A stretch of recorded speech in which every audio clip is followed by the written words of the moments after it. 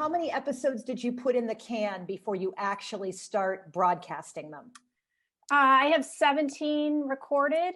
Wow. And I did one that was so amazing last October with a trauma therapist. That's the preview episode. And so I was like, people need this now. I can't wait until January. So I kind of used it as the preview episode. Nice. And that's the one I just reminded people of this past week. With Masheed Hager is her name. She's also a memoirist. And what platform are you putting out these episodes on? So I'm recording them on Zoom, and then I do an edit in iMovie, just a real simple titles. And then if someone has a book, I insert their book as a graphic when we mention it. And then it'll go up on Facebook Watch on my page, and then IGTV, and then a copy of it lives on YouTube, but nobody follows me on YouTube. But that way, if the person wants to embed it, they can embed it from there. Yeah. And what I'm going to do for this one is each person will have a quote card, which is probably what you're thinking of. So that'll be on Friday. I'll post the quote card and say, don't miss the episode tomorrow. And then Saturday at 9 a.m. Pacific, they're going to go up. And I've got about 15 more to record. And I think that's a really great example. We were talking about this last week about go where your readers are, put your stuff on the platforms, on all the platforms that you want to interact on, and don't worry about duplicating content because most people are only going to see you in one place. Right. They're going to see you in the place that they hang out and that they are most comfortable interacting with you in. So you might as well put it everywhere. It's not like people are going to go, oh man, I just saw Stephanie on TikTok and now she's on Instagram. How dare she be in my feed twice? Arr! And that's just really, people really generally only see us once. Right. And Stephanie, because there's so much here, like teaching moments here. Just another question about your process. When you're doing these interviews, do you edit like right after, or do you save all the raw footage and then batch your editing? Like, what is your process with that? Because I think that would just be helpful. Sure. So what I do is Zoom provides an audio file and I upload that to rev.com, rev.com, and I get an automated transcript, which is cheap. You can pay for a human transcript, but I can't afford those because there's so many minutes. And then I go in and I basically read and edit the transcript because it's literally word for word, all the ums, all the uhs, all of that, make it look nice. And then I do the video edit as quickly after that as I can. So within a day, I do the edits so that I don't have to go back and get too far behind because that stresses me out. And then everything's fresh in your mind too about the conversation, right? And the goal was to kind of crowdsource the front matter of this book so that then everyone who is interviewed will hopefully be sharing their videos when the time comes, but then they also are kind of have a stake in the cookbook when it comes out. And I'm reaching other audiences just besides migraine. So I've interviewed a couple of people with lupus, and I've got somebody hopefully for MS, and then some people not necessarily somebody who has chronic fatigue syndrome and mold illness, and I'm going to be interviewing Alexis Donkin, who I don't know if is here today, but and so I'm going to cut you off, Stephanie, because we're going to dive in. Of course. But there are two things that I really want people to keep an eye on for this, which is number one, Stephanie is broadening her platform by looking at her subject more widely. It's not just migraines. It's not just chronic illness. It's any kind of debilitating condition connected to chronic illness in some way that Stephanie wants to talk to people about and that she thinks people want to hear about. And the other thing is, we talked about the 5 Ps a couple of meetings ago, and the 5th P is projects with other people. And Stephanie's doing a really great job of getting other people on board with promoting themselves in a way that promotes her success too. She's helping them, they're helping her, and together they reach a wider audience than anybody would reach by themselves. And Stephanie's also saying this is acting as a drip marketing campaign for her book, even though her book won't be out till spring 2022. So she's going to have a really nice, large audience of people who are used to, I trust this woman, I trust what she says, and other people who I like, who maybe I came to her through, have endorsed her by being on her show. And I think that's a really powerful thing with co-working with other people. Ashleigh, do you want to add on that? And then we'll do some brief housekeeping and say hello. Yeah, and it's going to kind of take us into this episode as well, because Allison and I named this the Writer's Bridge rather than platform building for writers, because it's about horizontal loyalty. It's about connections with people. You're helping them, they're helping you. And there's that reciprocity built into these partnerships that Stephanie is making with all of the people she's interviewing. We're starting a Writer's Bridge podcast, and the yeses we're getting back from agents and editors who want to talk to us about platform because they know we're going to take that information to writers. It's amazing because everybody wants that hand reaching out saying, I know that you know this, that my people could really benefit from. So we can all do that regardless of what our area of specialty is. And it's just another way. And that's why I love that we're doing this together. And we have this group that is growing and getting stronger, because then we get to learn how everybody does it in their niche subject area. Quick housekeeping things. If you prefer to have closed captions on, if you go down to the More button, which if you're on a computer is in the bottom right, it's 3 dots, it will give you the option to show or hide subtitle. If you don't need the closed captions, you may want them off because the closed captions are usually a little bit off from what we're actually saying.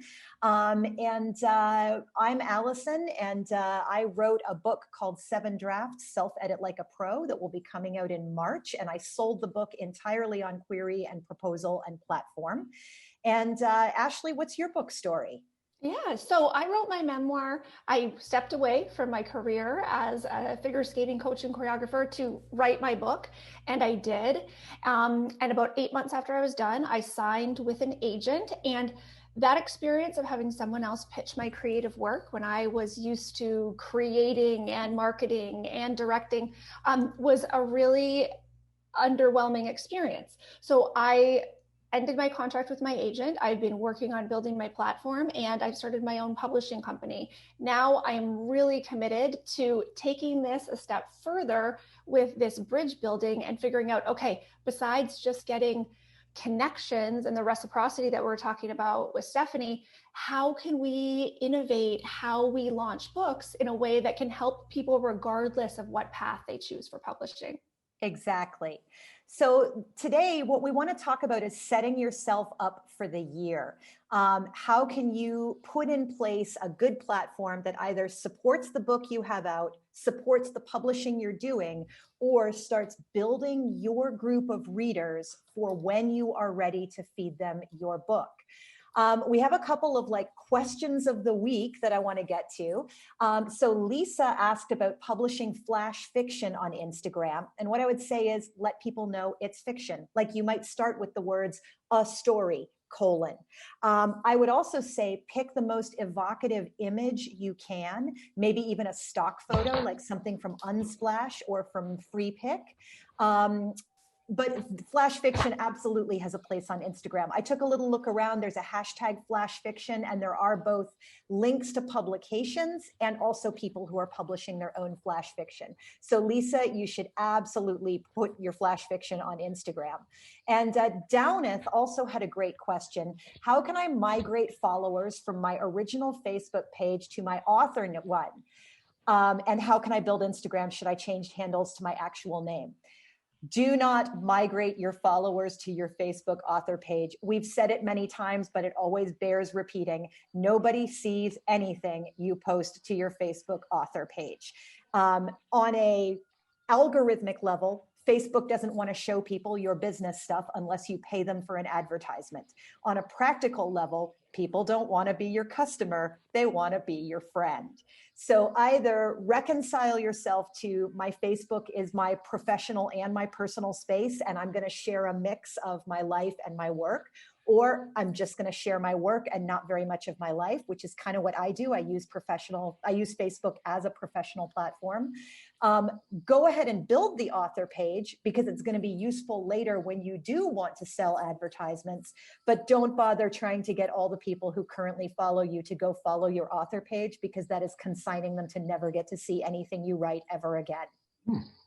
The other thing Downeth asked is, should I change handles to my actual name? And I'm going to say 9 times out of 10, you want to have your Instagram handle reflect your name. You have a chance to both give the name and the @ name. at least one of those should be your actual name. However, Downeth spells her name, a beautiful Irish name from Newfoundland, Damhnatait. So I'm getting that she probably has a lot of people who pronounce that name incredibly poorly.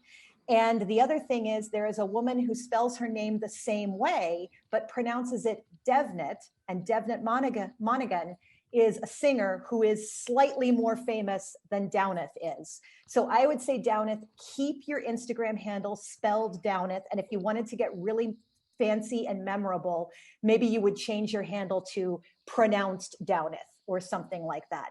But I would say don't bother to change it at this point, and you are a special case. So Ashleigh, anything you want to add on to that before we dive into setting up for the year? No, I think there's some questions here in the chat about what if you don't want to use your real name? Just make it consistent, and then get, like Allison uses Guerrilla Memoir in most places, and underneath it says Allison K. Williams writer. So just, people are smart. They can know if your handle and your name don't match, but just make sure that both are everywhere so people can put a face to the name. And on that note, if anybody has an Instagram or social media handle that is different than their name, if you want to put that as your Zoom name right now in here, then it could help people make some connections who maybe connect with you in a comment pod under a different name, and then they can put the face to the name right now. Yeah, Stephanie points out the thing that I have found is that people with handles, I am never really sure who they are or connect their book to them. I have made a point of getting my name up there as well as Guerrilla Memoir, but I've had Guerrilla Memoir long enough that I think most of the people who follow me, I kind of hope and pray they know who I am. We'll do the best we can. We have some great questions that have come up through the whole time that we've been doing this. Will publishers even consider me if I have less than 2,000 followers on Instagram? What if I don't use Facebook? How do I make my social platform work for me instead of feeling like I'm constantly working for social media and falling prey to the numbers game?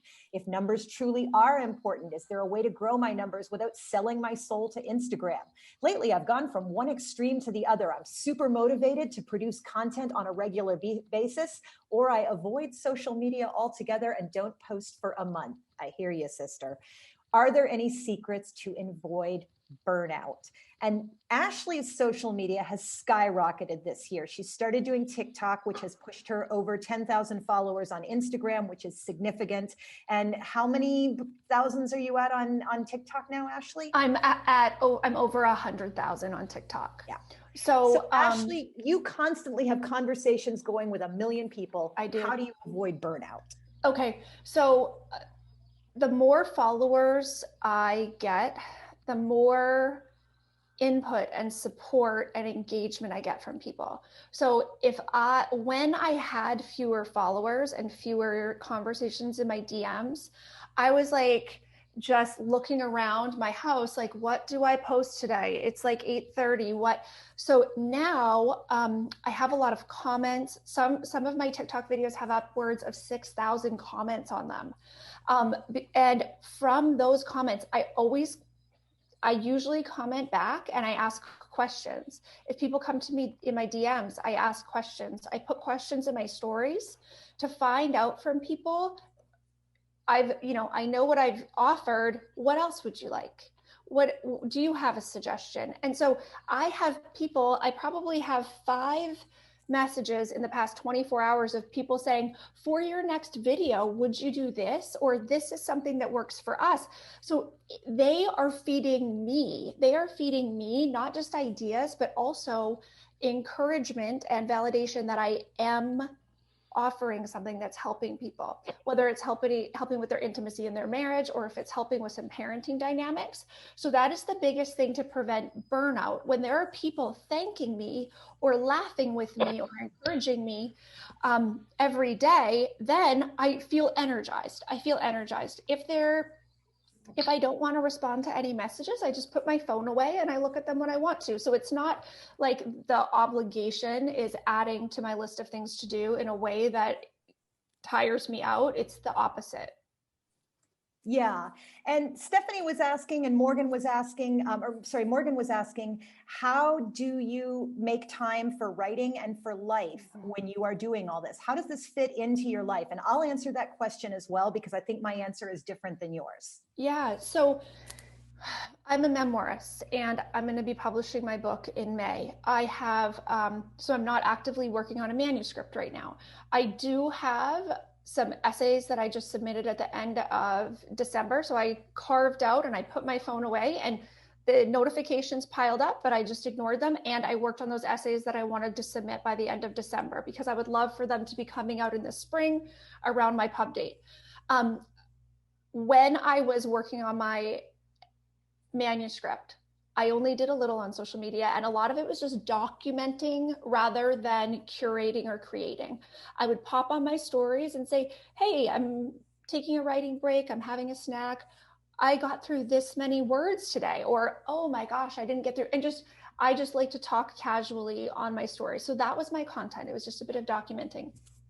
Now my focus is connecting with people, taking these followers who I have, because I have over 20,000 now on Instagram, 100,000 on TikTok, and like how much more of a connection can I make with them over these next 3 months so that they will pre-order my book, so that they can't wait, so that they're like checking each day, are pre-orders open, just really taking that relationship to the next level.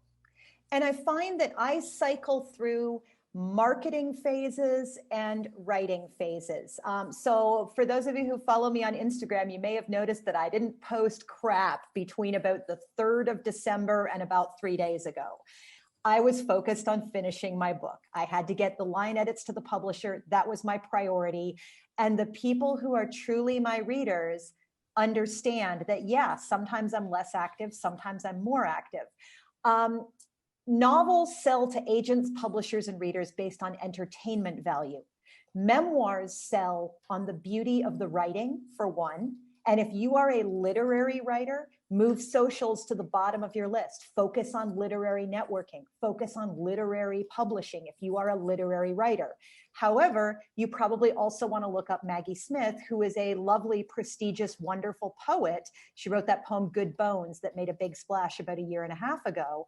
And then she also did a whole series of tweets about getting divorced.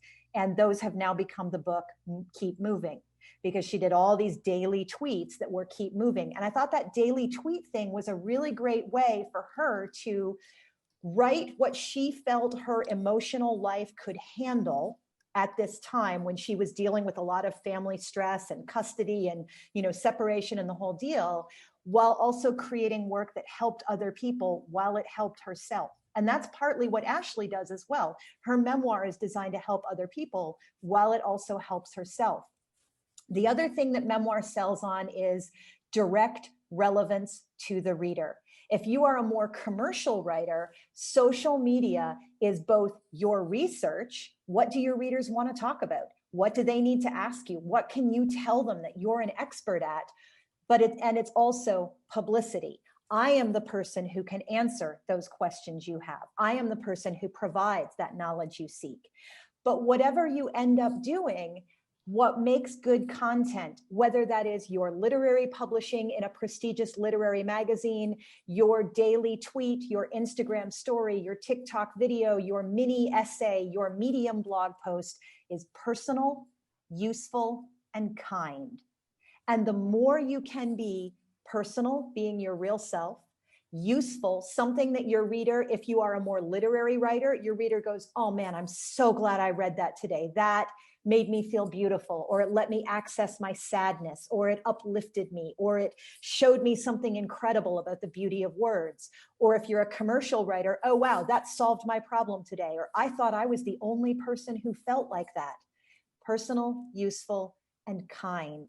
It doesn't mean you have to be writing pablum, but you always want to be focused on how can I treat my readers as if they are my friends, who, whether I am writing literary or commercial, I have something beautiful that I would like to share with them that I believe will make their life a better place for having read it. A couple of people have asked, yes, Nancy, the only way to get known on Twitter is just to keep tweeting. It really is just a long-term game. And I've said before, I'm a toilet Twitterer. Chances are really good that if you've seen me on Twitter, I have been peeing at that moment, possibly TMI, but there you go. But the point is, I fit it into the little spaces I have. Waiting for the subway, tweety, tweety, tweet. Waiting at the doctor's office, oh, hey, let me like some Instagram posts. I have also gotten in the habit now of I can dictate hands-free into my phone. And if I have a blog post that I'm like really rushing on, I will dictate that blog post into the notes app on my phone, because then I've got the rough draft to play with. Kimberly asks, if you have a career separate from writing, should you have an Instagram account for writing, another career, in her case, architecture and design, and a personal Instagram account, because that's a hell of a lot to manage? No, don't do that. Don't. Danger, Will Robinson. Ashleigh, you weigh in on that. People, especially since you're a memoirist, Kimberly, people want to know everything about you. Well, people want to know all about you, and you don't know yet what people are going to find the most interesting. I talked in the last episode about how my memoir is about my husband and I being the world's worst attempted swingers. So I thought teasing some sex club stuff would be interesting. Nope. People want to hear how I make chili in my stories. And then they want to hear how I help get my kids to clean the house, and some intimacy videos in there too. You don't know for sure what people are going to find uniquely interesting about you until you just start putting it out there. And answering questions, we don't want to be like influencers who are like, everyone asks me about my skincare, here it is. But you can say, I've had questions about this. I know people are curious about this. Here's something, here's how architecture relates to writing. Like, look at, you have a unique way of seeing the world. Bring it all together and then just give people a little bit of each all the time and see what people latch onto. Yeah. It's surprising what people are genuinely interested in. My career was circus performer before I was a full-time writer. I have managed to find ways to shoehorn how writing is like circus performing, because it lets me post pretty photos of circus performing, and that's part of who I am too. You get to say how private you want to be. And as you move into finding your ideal readers and finding what we're going to call your comp accounts, it can also be useful to see how much other people share. Like if you follow memoirist Dani Shapiro on Instagram, she posts a lot of Instagram stories almost daily. And she's a really good person to take a look at if you are still having a hard time wrapping your head around what to put in an Instagram story. She follows a formula. Every single day, she has a picture of her meditation crystal and like the word of the day, which might be, acceptance or gratitude or grace, something that she wants to meditate on for the day. And that, if you feel like it, you can also meditate on that for the day. Then she usually posts a couple of photos either around the house or around the yard, sometimes of her family. She does a really nice job of being intimate without giving up more privacy than she wants to give up. And so I highly recommend that. Ashleigh also recommends taking a look at novelist Chloe Benjamin. So how do you find your readers and how do your readers find you? And the number one answer to that is comp accounts. Ashleigh, tell us what comp accounts are. Comp accounts are the writers that you fangirl or fanboy over on social media. They're the people on Twitter who you just wish would retweet your stuff or even notice if you retweet theirs. The people who are sharing things that you think are freaking interesting or funny that you want to engage with. That is your bright flashing arrow to where your audience is. Your audience is out there. That's where you go to find them. I put notifications on for Liz Gilbert and Glennon Doyle's posts on social media for 3 years. And I was growing really slowly, 500 followers a year, even though I was posting daily. I got into those conversations every single day, often the first commenter, because I had my phone in my hand to see what are people liking from these posts. What information are these memoirists sharing that I think I could tell that story a little better, or, oh, I've already written that post that has to do with that. I didn't direct people to my page. I just engaged in the comments. I looked and I was like, okay, this is what their people are enjoying. This is where I think they're not being quite clear enough, or I have a unique experience that could give even more to this conversation. So find a handful of those people, follow them everywhere, and just try to get an idea of what their audience is gaining from them. And that will start giving you ideas about the things that you want to post and the way that you can share in your own way the kind of information that's really engaging and really supportive. And the vast majority of the time, they're probably not going to follow you back. So don't even worry about that. That's not the goal. But one of the things you can do is, if you're just starting out on Instagram, or you're just starting out on Twitter, or you'd like to make an active choice to bump up your follower numbers, go to one of your comp accounts and follow all of their followers. And you want to follow their followers, not the people they're following, because people who are more famous than us are following people more famous than them. So the people they're following are very unlikely to follow us back. But if you pick their followers, it's a long list of people who, you know, they are interested in content like the content I want to deliver, because my content is like this author's content. And you know, they're people who are actively following other people because they followed that writer. So find a writer who you would be thrilled to be shelved next to them, or you would be thrilled if the bookstore display or the library display had your book and their book right next to each other. Go to that person's stuff, see what kind of stuff they're posting, and follow all of their followers. That way you will get quite a few of them to follow you back. Brooke says that's how she grew her Twitter account to 10,000 followers. Kirsten wants to know, what if your comp author isn't on social media? So find out how they do connect with their fans. Do they keep a blog? Do they have a website that they regularly update? Do they send out a newsletter? If so, sign up for their newsletter and find out what kind of stuff they're sharing with their audience.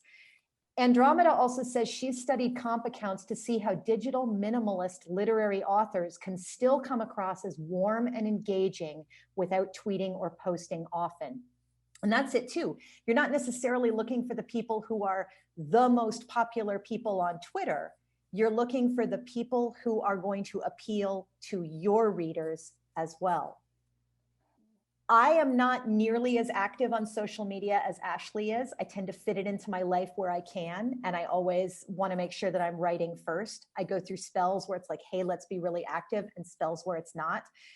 For me, it fits into my life in that I really like writing Instagram mini essays. So very often I'll wake up in the morning and like type out a little mini essay, and that feels good because it feels like I'm writing something that I'm proud of. And then if my day is really busy, I'm like, oh, at least I got some writing in today. Yeah, absolutely. Getting on those comp accounts just will, you have to do your research. You have to do your research on all the parts of writing, right? And you can consider that writing time. If you are going on those comp accounts, it's not mindless scrolling. It's a little exploration. It's a research project. Yeah. Jyotsna says, I call it writing adjacent work. And yeah, that's it, because you're not mindlessly scrolling going, oh, that's nice, like, oh, that's nice, like. You're going, oh, hey, this photo feels very intimate because it's a very close shot, but it's actually only showing her slippers. Or, oh, wow, this caption has invited the readers to join her in the process of thinking through her next book. So you want to think about how you're actually looking at the material. It's actively reading. A lot of us come from a perspective of social media is easy and popular, therefore it must be cheap and bad. And in fact, there are beautiful, incredible things happening on social media where writers are taking advantage of that form to create the best content they can in the space available. Ashleigh, anything else you want to add about that before we dive into everybody's infrastructure for the year, like what kind of stuff they want to set up? Oh, let's move along. Awesome. So one thing that everybody needs to do is if you are published in anything, including an anthology, you want to make an Amazon author page. It's at author.amazon.com. It's really easy. You're just going to set it up with a bio, a photo, and add any books that you're in that are on Amazon. And again, anthologies count. So really go through, you might as well make that author page so that you have it, it's up there. It's not something that you are doing as a rush when your book is finally coming out. You also want to go ahead and set up a Goodreads author page, and you don't even need to have any publications to have a Goodreads author page. And I don't know if you can set up an Amazon page without something that is listed on Amazon, but I think it's worth a try, and then you should report back to us. With Goodreads, you can set it up even without having a book. Just set up a nice, simple author page with a bio. This is who I am. This is what I like to write about. And then add your friends' books to your want to read shelf, because that helps your friends get their books promoted. Ashleigh, anything else about Goodreads and Amazon? No, just using that to connect with other people. I did a video the other day where I actually just showed people how to add to their Goodreads. I made that a reel. And then a lot of other writers shared that. So whenever you can do something, I'm doing that to educate my audience. I've been preaching about pre-orders for almost 2 years to my audience, and I don't have a book to sell. But new followers now say to me, is your book ready for pre-order yet? Like, because they just know that is a way to support writers. So I can just get up on that mountain and talk about that and talk about Goodreads without it feeling salesy, because it's not actually salesy for me yet. So anything we can do to promote other writers, if you are supporting another writer by buying from an indie bookstore, put that in your stories. I just ordered this from my local indie, tag the writer, tag the bookstore. Both are going to share that on their story on Instagram or retweet it. So just all of the things you do, start documenting them a bit, because it educates your audience while supporting other people. And Nancy, yes, that includes both self-published book and traditionally published books. They're both qualified on Amazon. And you guys can all follow each other on Goodreads too. Diving into websites. If you already have a website, and Morgan has asked, I want to really revamp my website and I have no idea how to do that. How does one start on that project? So your website is basically a business card. You want to start with a clean, simple design. If you use a site like Wix or Squarespace or a WordPress template, find something clean and simple. Basically, you want a bio that you are happy to have copy pasted, because there's going to be a time when you send me a brevity blog and I realize Tuesday morning that I do not have a blog up and I really need to pull yours. Oh crap, there's no bio on it. I will go to her website and I will copy paste the bio that is there. Make sure that any photos on your website are photos that you are thrilled to be represented by, because there's going to be a day when a publisher goes, oh crap, we want to put so-and-so's story in our magazine. We told her we were going to do it. We forgot to ask for her photo. We'll just paste it from the website. So do your best to only put stuff on your website that you are thrilled to bits to have disseminated everywhere. Everybody should check all of their links. If you already have a website, check all your links, because every now and then something goes down. Nina Lichtenstein also says that she creates simple author websites affordably and is happy to help people. So if you are interested, look up Nina Lichtenstein. She's Viking Jewess on Instagram, nice and memorable. Danielle said she designed her own with Wix, a bit of a learning curve, but it did work in the end. She could have spent $300 to $500 to get a student to do it for her. Eileen, yes, I think it's worth it to have an Amazon author page, even if your only publications are in lit journals. If you've got stuff on Amazon, have an Amazon author page. Mubina wants to know, what about a website specifically for a novel? I have booked the title of my book as a domain. Yes, because you should have the main website, and then you should also have the book site that will be part of your main website, and that domain name will channel people to there. Ideally, you want a big pop-up on the front of your website for about 6 months when your book comes out that markets your book heavily. Everybody, after checking all your links, Anything that is an online publication, make a PDF of it. Nate also builds author websites. His website is in the thing. Make a PDF, because one day that publication is going to take down its archives and your stuff is going to vanish. So make a PDF. It is also useful if you've been printed in a print-only magazine, make a PDF. I believe that after 3 or 4 months, when they have sold the issue that you are in, it's legit to go ahead and put the PDF up on your website so that people can read your work. Everybody bump up your font size. None of us are getting any younger. Bump up your font size. Makes it easier to read. You want a minimum size of like 14 to 16 on your font, larger than you would normally put in your manuscript. Ashleigh, what else about websites? I think it's a good practice to add a reminder in your calendar once a month. Block off 15 minutes to check your website links, because that'll be enough time to update something if anything is wrong. And then you're visiting your website. The author website is just like, we've talked about this, like a glorified business card. So, but when you look at it and you check your links, you may notice, hey, that color's not showing up very well on that font. Let me change out that color and up that font size. You know, you're going to be seeing it with fresh eyes every month. Just put that into your schedule, 15 minutes, so that you can do that bit of website maintenance that needs to be done. Yeah. And the one last thing I want to say about websites is, if you sell anything, give yourself a raise every year. Even if it's only $1, give yourself a raise every year. Get used to your money needs to rise with the cost of living. You are worthwhile for being paid, and you should get in the habit of giving yourself a raise. And Leslie asks too, we usually mention at the beginning, all of these meetings are recorded. You'll be able to access all of the recordings. And we often recommend that people listen to this more than once, because we do tend to be a fire hose of information.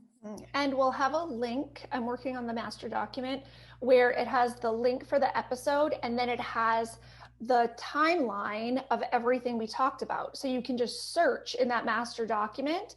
If you were like, wait, Goodreads author page, what the heck, search, and then it'll take you to all the times it was mentioned in the different episodes. And then you can just click to that time in that episode. So it would be super easy just to go through those things. And that master document link will be coming out soon. Yeah.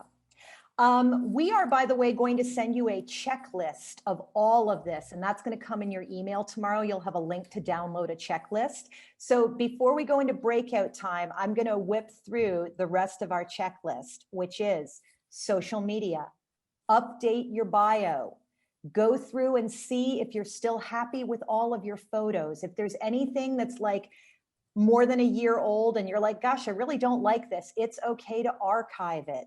Social media, update your bios and photos. Check that your pinned posts are still relevant. If you're using Linktree or Beacons, update it so that you have your most current stuff at the top or your most important stuff at the top. Next week, we are going to have a massive newsletters and mailing list link. Ashleigh, you sound like you want to chime in. Yep. When you are going through your social media, this isn't something that has to happen every month. This can be something that happens quarterly. When you are going through to see, do I still want these things? You know, sometimes there'll be, something maybe you've mentioned politically, or you just had like an up leveling in your understanding of something, and you may want to, like, if you took it down, someone could still find it, but you may want to even edit, put a comment that I went through a bunch of my posts on Instagram and I pointed out where I was guilty of cultural appropriation. It was like this series that I did a couple of years ago, and I was like, okay, this is why I thought this was cool. This is why I know totally that was just cultural appropriation. So you can actually use that to educate your audience on how you are becoming more educated. When you go through those things, if there are things that you really like that you posted as a Facebook status, take a screenshot, take it and crop it down right then so that it's just the screenshot. Save it in a quotes for social media album right then. So then if you want something for a quote card, you have maybe half a dozen, maybe more that you like. when you are just on social media every day as well, if you find a tweet from someone else that's really funny, take a screenshot, same thing, just crop it right down. You know, when you take the screenshot on an iPhone, how it shows you right then, like that you could edit it or mark it up, take it right in that moment and just cut out like the screen above and below it, save that as well. So every day when you are on social media, interacting with your comp accounts or just enjoying content, you are also creating quote cards and content that you can share later. Next meeting is going to be all about mailing lists and newsletters. But if you currently have a mailing list or newsletter, put a clear sign up link on every social media you have, whether that's in your link tree, in your Twitter bio, and you want your sign up link to either start with a promise, sign up to get this free thing that I will give you, sign up to receive this kind of news, sign up to receive this kind of tips, or a specific verb. You need to start it with sign up. You don't want to start it with, hey, I have a newsletter. You want to specifically ask them to take an action. And that's true when you get your bio printed on anything you publish as well. Not just her website is here, but visit her website at thus and such, or not just this is her Instagram, follow her on Instagram at thus and such. You also want to make sure that you export your contact list to back it up. If you're using MailChimp or any kind of a public service, you want to make sure that you export your contacts on a regular basis so that you have a backup as well. Heaven forfend that they all go out of business and take all your data with them. You want to make sure you have the data. The other thing I want to say just before we go into our breakout time is blurbs. When you finally publish a book, you are going to want some authors to blurb you. And the time to start incurring favors for those authors is now. Review their books on Amazon. Forward their cool tweets. Respond to their Instagram posts. Promote something of theirs. Send a friendly email telling them how much their teaching helped you. You want to maintain those connections as a long-term thing so that once blurb time comes, you're not embarrassed to say to them, hey, I've got this book coming out. I don't know if you have time, but if you do, I would really love to have you blurb me because I enjoy your work so much. Reviewing doesn't mean they're going to guarantee you a blurb, but humans are fundamentally transactional. You better believe I know who's reviewed my books online because I see their names. I'm thrilled that they took the time. I feel amazed that they put that time in for me. And when they come to me and say, hey, will you blurb my book?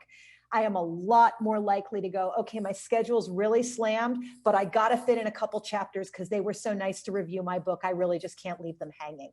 You know, build up your deposits in the bank of goodwill. Ashleigh, anything else before we pop into some breakout rooms? So I came to writing from figure skating, where I was an expert and I knew everyone internationally in my field. The first thing that I did was follow every single writer who was represented by my top 10 agents that I found on Publishers Marketplace. I followed every one of them on every platform and I turned notifications on. And I soon figured out who I resonated with and who I didn't, and I would respond to their stories, if they were showing funny stuff about their pets or clothes. And now I have some really established writers who I am friends with, who I'll text with now. It was just from developing those relationships. I unfollowed a lot of people because I didn't really connect with them, but that was the first way that I made those connections. And I promoted the hell out of all of the books. I bought all of the books. I posted about them in my stories. I just did all of that, even when I was writing the first draft of my manuscript, because I thought, I am here alone. I am like an island here. I don't know anybody. So that was my way to start making those connections. So we always love doing like a 5 or 6 minute breakout room. I know a lot of people feel like weird and shy about, oh no, I'm going to talk to strangers, but it really is quite lovely and fun. People almost always really enjoy it. You are now going to be invited to a breakout room. If you are depending on closed captions, do not go into the breakout room because the breakout room does not have closed captions. And just take a moment and meet the other people in your breakout room, find out what they're writing, ask them what their socials are, and just take a moment to say hello and get to know them. Do you have any questions that have not yet been answered? You know, I do have a question. By the way, this is just super helpful. I'm loving all this information. What are your thoughts about, so I speak another language. What are your thoughts about social media, like crossing over to another language and doing posts? Do you have any advice about that? I always look at Justin Trudeau, because I'm Canadian, and every one of his posts, because their two official languages in Canada are French and English. And there are some Latina writers too, who will write every single post they do. And I love the consistency of it. And I think that that's the way that you will get like more of a following in another language, is to do the caption in both languages as standard practice. I follow a travel writer. There's a travel writer in one of our comment pods, actually, who writes all of her posts in English and then also in Russian. And that seems to be working really well. One post, but it's got two parts, or is it two separate posts? One post, top paragraph in whatever the language your most readers are, second paragraph in your secondary language or your home language, if that's not your main language for your readers.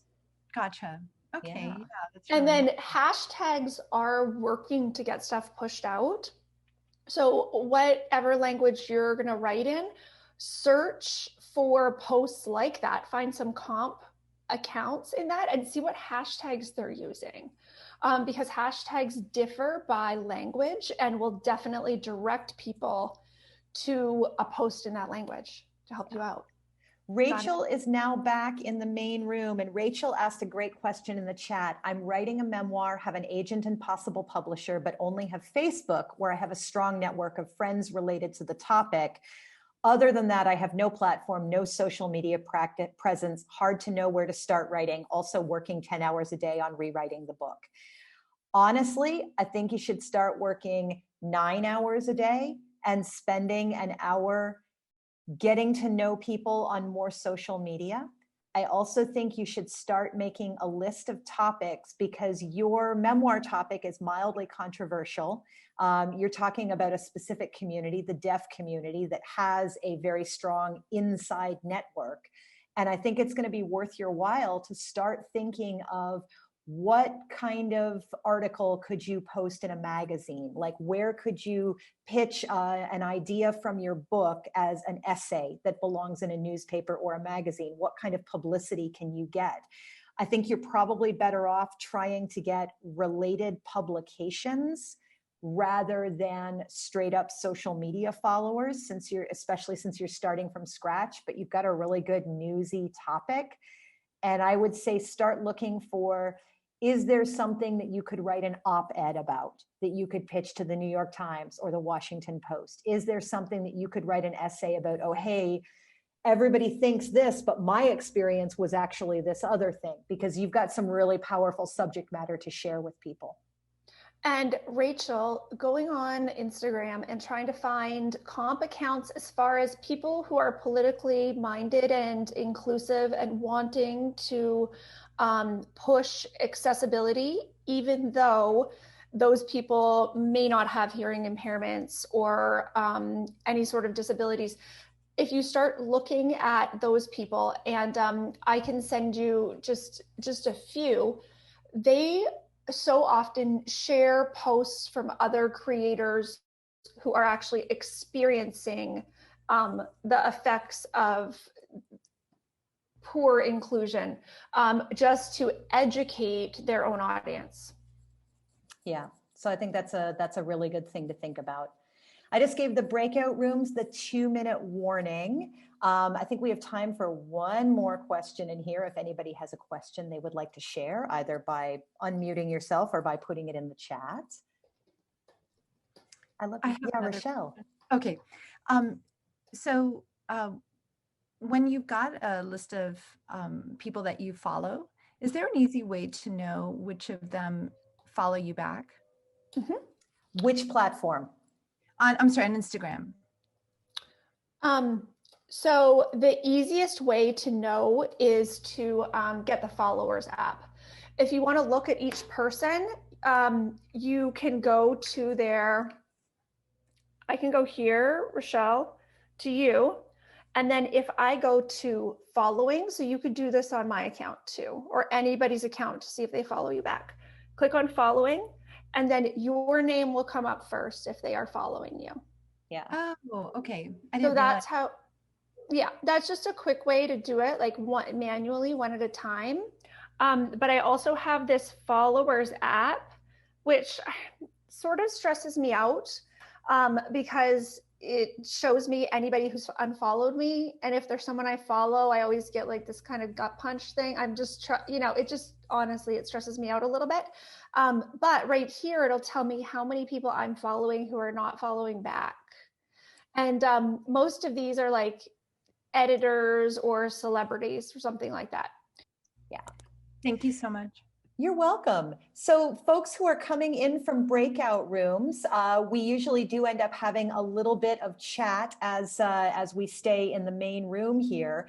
We do incorporate that chat in the post video recording. You are going to get an email tomorrow that will have a link to the recording of the whole session so that you can listen to it again.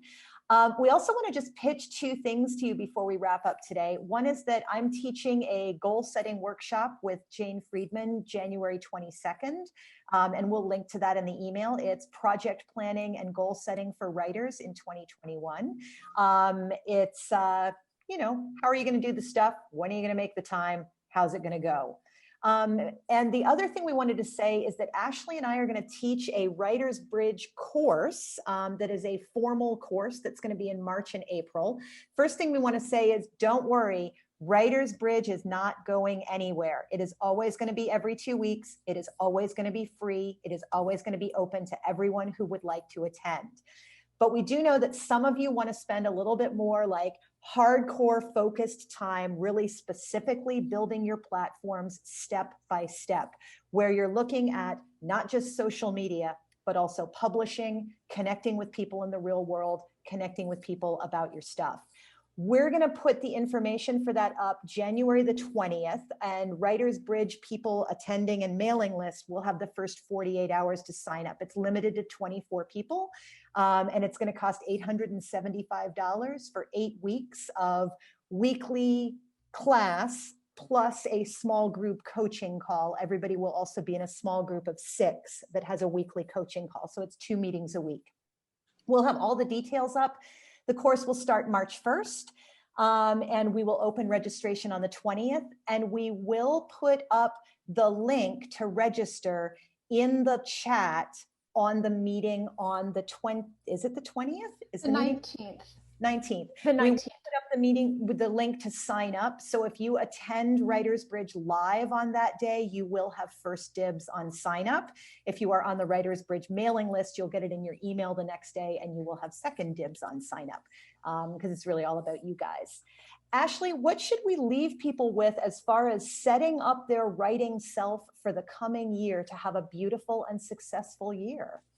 If you heard things today that you were like, oh, I need to do that, put it in your phone right now as a reminder, a recurring reminder before you get up from where you are sitting.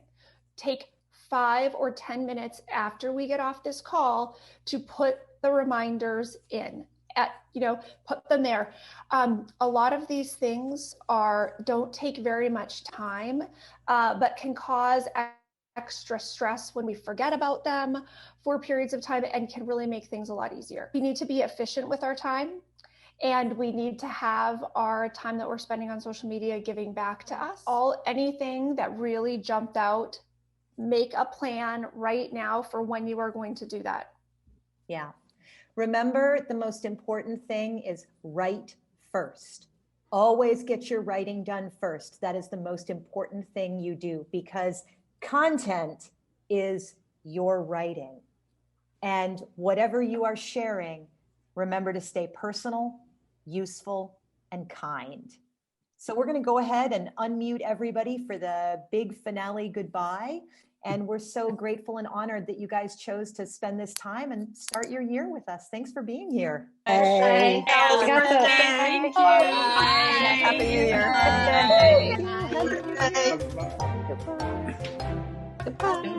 So glad you're here. The hour does go by so fast, and our calls for the Writer's Bridge class are going to be a little longer. We're going to have people block off 90 minutes. Yeah. We won't always go the full 90 minutes, but so we can finish up with questions. And so like we just said, now you'll have those few minutes after to be like, okay, this is my plan for what I'm going to get through before the coaching call or get through before the next teaching call, so that you get all of that into your schedule and really make it a priority. And with the coaching calls, we're going to be looking at people's specific posts and looking at, okay, we suggest this activity. How'd that go for everybody? What kind of feedback do you need? Everybody gets like some hot seat time to talk about what they're writing and how they're trying to reach their readers, and how we can help each other and support each other and give you guys specific strategies for how are you going to move forward with your platform building and your publishing and your speaking and your book.